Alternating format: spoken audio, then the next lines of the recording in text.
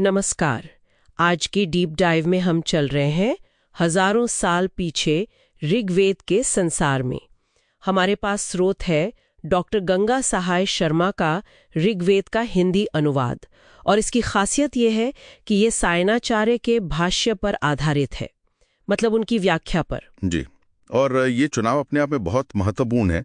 ऋग्वेद दुनिया का शायद सबसे पुराना उपलब्ध ग्रंथ माना जाता है, वैदिक संस्कृति का मूल स्रोत। और सायणाचार्य ही देखिए अकेले ऐसे भाष्यकार हैं जिनका चारों वेदों पर लिखा पूरा भाष्य आज हमें मिलता है। अच्छा, पूरे चारों वेदों पर? हाँ, उनके अलावा जैसे वेंकट माधव या स्कंद स्वामी हैं, उनके काम अधूरे ही उपलब्ध हैं। तो डॉक्टर शर्मा का सायण को चुनना एक तरह से सबसे मुकम्मल नजरिए को चुना था, है ना? बिल्कुल। और देखिए सायणाचार्य 14वीं सदी के विजयनगर साम्राज्य के मंत्री भी थे। हाँ, ये भी एक दिलचस्प बात है। क्या इसका उनके काम पर कोई असर पड़ा, मतलब मंत्री होने का? हाँ, डॉक्टर शर्मा का यही मानना है। मंत्री होने के नाते सायण को उस समय के पारंपरिक ज्ञान, विद्वानों और शायद जो पांडुलिपियां थीं उन तक बेहतर पहुंच थी। और उन्होंने यास्काचार्य के बताए वेद समझने के तीनों साधन, परंपरा, तर्क और मनन, तीनों का इस्तेमाल किया। अच्छा, ये संतुलन जरूरी है, मतलब सिर्फ एक ही तरीके से नहीं देखा उन्होंने। सही कहा। उन्होंने किसी एक विचारधारा का कह सकते हैं चश्मा नहीं पहना। सायण ने प्रसंग के अनुसार अर्थ किया। ज्यादातर मंत्रों को तो उन्होंने मानव जीवन से जोड़ा। हाँ, कुछ को यज्ञ विधि से और कुछ को आत्मा परमात्मा के चिंतन से। तो इसीलिए शायद आम पाठक के लिए उनका भाष्य ज्यादा सुलभ है। बिल्कुल, जैसा कि इस अनुवाद में भी दिखता है। आम इंसान के लिए वेद का अर्थ समझना आसान हो जाता है। सायणाचार्य के नजरिए को समझने के बाद ये देखना दिलचस्प होगा कि खुद ऋग्वेद की बनावट कैसी है।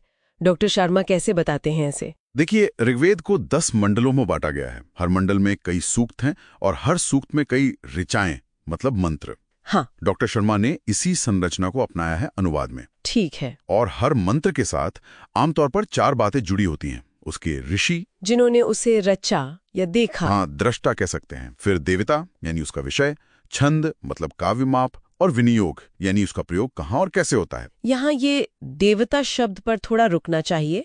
आज हम देवता मतलब ईश्वर या भगवान समझते हैं, ये वो नहीं है। नहीं, बिल्कुल नहीं। ये बहुत महत्वपूर्ण फर्क है। ऋग्वेद के संदर्भ में, जैसा डॉक्टर शर्मा स्पष्ट करते हैं, देवता का मतलब है मंत्र का विषय। विषय मतलब टॉपिक। हाँ, टॉपिक या प्रतिपाद्य वस्तु। और कमाल की बात यह है कि ऋग्वेद के देवता यानी विषय सौत भी है, मतलब सपत्नी। अच्छा, जुआ यानी द्यूत, यहाँ तक कि गरीबी, औरती, वो भी विषय हैं। ये तो बहुत अलग है।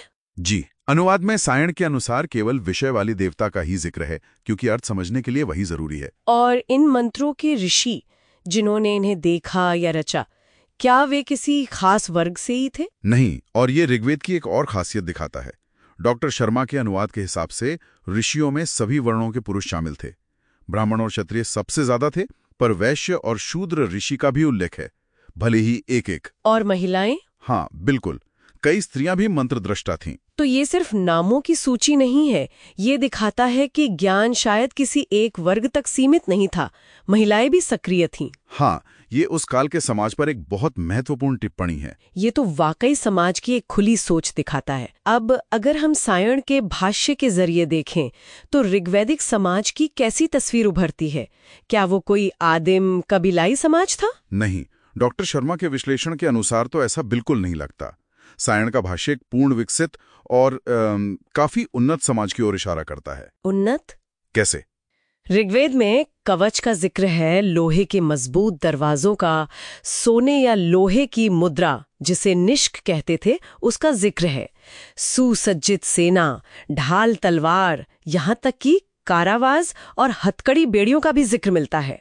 कुछ बातें तो आज भी चौंकाती हैं, जैसे बिना घोड़ों का उड़ने वाला रथ, हाँ, 100 पतवारों वाली विशाल नाव या लोहे का कृत्रिम पैर लगाने का जिक्र। जी बिल्कुल, अंधे को आंखें मिलने या बूढ़े के फिर से जवान होने की बातें भी हैं। ये अलंकारिक हो सकते हैं, पर सोच तो दर्शाती हैं कि किस तरह की कल्पनाएं थी। बिल्कुल, और ये चित्रण सिर्फ आदर्शवादी नहीं है, समाज की यथार्थवादी तस्वीर भी मिलती है। स्रोत बताता है कि जुआ खेलना, व्यभिचारिणी स्त्री द्वारा गर्भपात कराना, प्रेमी प्रेमिका का मिलना। अच्छा, ये सब भी है? हाँ, दहेज देना, वर द्वारा वधु का मूल्य चुकाना, चोर, जुआरी, विश्वासघाती मित्र, इन सब का वर्णन है। तो डॉक्टर शर्मा इसे स्वाभाविक मानते हैं कि एक विकसित समाज में ये सब होगा। हाँ, उनका मानना है कि एक विकसित मानव समाज में अच्छाई के साथ ये पहलू भी मौजूद रहेंगे ही।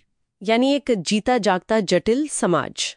क्या इसमें आम ग्रामीण जीवन की भी झलक है? हाँ, बहुत साफ तौर पर। जैसे शाम को घर लौटती गायें, रंभाते हुए बछड़े, दूध दूहना, छाछ बिलोना। हाँ, ये तो आज भी दिखता है गांव में। कटे हुए मांस पर भिनभिनाती मक्खियां, पेड़ों पर चहचहाते पक्षी। डॉक्टर शर्मा कहते हैं कि ये वर्णन पढ़कर ऐसा लगता है मानो आज के किसी भारतीय गांव का दृश्य आंखों के सामने आ गया हो। तो इससे पता चलता है कि आर्य मुख्य रूप से कृषिजीवी और ग्रामवासी थे। हाँ, ऐसा लगता है। और रोजमर्रा के काम धंधे जैसे कारीगर वगैरह, उनका भी जिक्र है।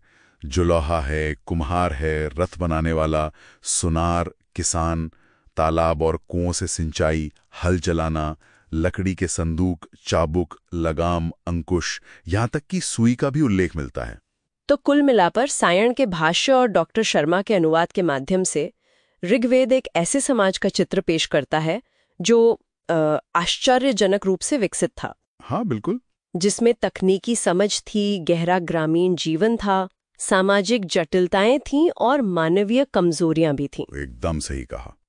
ये किसी शुरुआती कबीलाई समाज का नहीं, बल्कि एक स्थापित उन्नत सभ्यता का दस्तावेज लगता है। इस डीप डाइव के अंत में एक सवाल श्रोताओं के मन में छूट जाते हैं, जो डॉक्टर शर्मा ने भी उठाया है और जो वाकई हैरान करता है। हाँ, वो ये है कि ऋग्वेद में इतने विकसित समाज, उन्नत विचारों, सभ्य जीवन की तमाम बातों का जिक्र है। रथ हैं, धातुएं हैं, घर हैं, सामाजिक व्यवस्था है, लेकिन पूरे ऋग्वेद में कहीं भी दीपक या किसी और तरह के कृत्रिम प्रकाश स्रोत का उल्लेख क्यों नहीं मिलता? ये वाकई सोचने वाली बात है कि रातें कैसे रोशन होती होंगी। इसी विचार के साथ आज का डीप डाइव यहीं समाप्त करते हैं।